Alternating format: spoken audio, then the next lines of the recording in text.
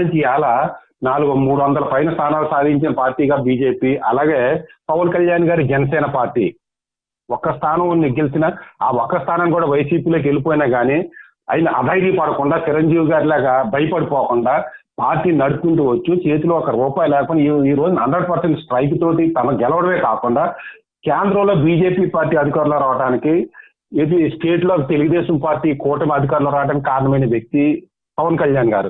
పవన్ కళ్యాణ్ గారికి జగన్మోహన్ రెడ్డి గారికి కంపేర్ చేయాలంటే నక్కకి నాగలోకానికి ఉన్నంత తేడా ఉంటుంది సార్. ఈ రోజున జగన్మోహన్ రెడ్డి గారి పరిస్థితి ఏంటంటే 151 స్థానాలు సంపాదించిన పార్టీ 11 స్థానాలకు పడిపోయింది.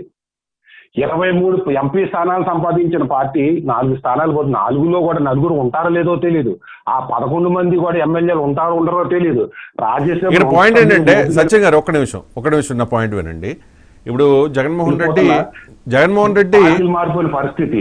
మరొక పక్కన సజ్జల కీలకమైన స్థానాలు పెట్టుకున్న సజ్జల రామకృష్ణారెడ్డి గారు, విజయసాయి రెడ్డి గారు, లేదా మిగిలిన తన రెడ్డి సామాజిక వర్గం అంతా నెత్తిన పెట్టుకుని అన్ని కులాలను దూరం నెత్తిన పెట్టుకున్న రెడ్డి సామాజిక వర్గం కానీ వీళ్ళందరూ కూడా పేకల్లో కష్టాలు ఆరోపణలు ఎదుర్కొంటున్నారు, లేదా పక్క పార్టీలకు చూపులు చూస్తున్నారు, లేదా మౌనం వహిస్తున్నారు.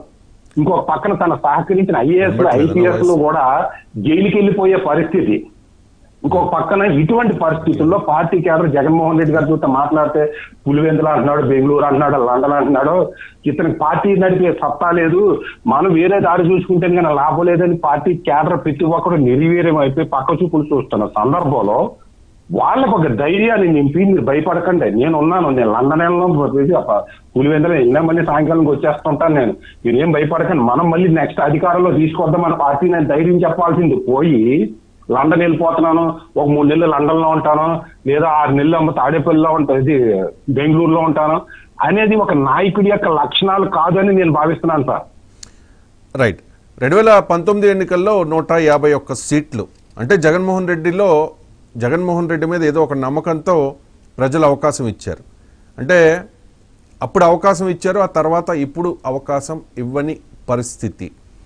అప్పటికీ ఇప్పటికీ ప్రజల్లో జగన్మోహన్ రెడ్డి మీద ఉన్న అభిప్రాయంలో వచ్చిన మార్పు ఏంటి? సత్యం గారు, ఇప్పుడు ఆ రోజును కూడా నేను ఇంతకని చెప్పా, జగన్మోహన్ రెడ్డి గారి యొక్క చాకచక్యంతో అధికారంలోకి రాలేదు.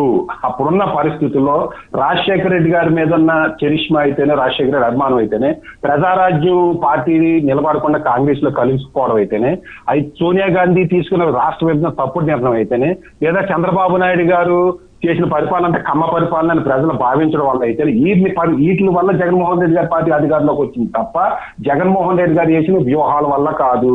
అయితే వచ్చిన అవకాశాన్ని వినియోగించుకోకుండా వచ్చి మంచో చెడో లేదా జగన్మోహన్ రెడ్డి గారి వ్యూహాల వల్ల వచ్చింది అనుకున్నాం, వచ్చిన అధికారాన్ని వినియోగించుకోలేదైనా ఈ రోజుకి కూడా తాము ఎందుకు అధికారాన్ని కోల్పోయాము అనేది కూడా ఒక రోజు కూడా ఆఫీసులో కూర్చోకుండా, రివ్యూ చేయకుండా, ఫీడ్బ్యాక్ తీసుకోకుండా, అసలు రేపు పొద్దున అధికారంలో రావాలంటే ఏం చేయాలని ఆలోచించిన తన వెనకాల వ్యక్తులు లేకుండా ఉన్న పరిస్థితుల్లో రేపు పొద్దున ప్రజలు ఏ విధంగా గెలిపిస్తారో జగన్మోహన్ రెడ్డి గారిని.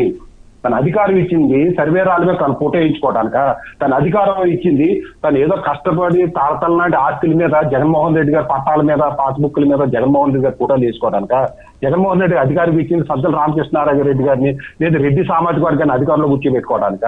లేదా జగన్మోహన్ రెడ్డి గారి అధికారం ఇచ్చింది తన తండ్రి పేర్లు తన పేర్లు పెట్టుకోవడానిక అనేది ఆలోచన. అసలు ఎందుకు ఓడిపోయాము? ఈ రోజున మన పార్టీ, ఈ రోజు వైసీపీ పార్టీ క్యాడర్ ఏంటి, పక్క చూపులు ఎందుకు చూస్తున్నారు? ఇవాళ చంద్రబాబు నాయుడు గారు కానీ జగన్మోహన్ రెడ్డి గారి దాంట్లో చంద్రబాబు నాయుడు గారు కూడా కొంత కారణం ఉంది. ఈ రోజున రాజకీయాన్ని కమర్షియల్ చేసేసారు. ఒక ఎంపీ సీట్ 60 కోట్లు, 70 కోట్లు, 100 కోట్లు ఉంటే తప్ప గెలవలేని పరిస్థితి, ఒక ఎమ్మెల్యే సీట్ 50 కోట్లు ఉంటే తప్ప గెలవలేని పరిస్థితి. సత్యం గారు, ప్రజాస్వామ్యంలో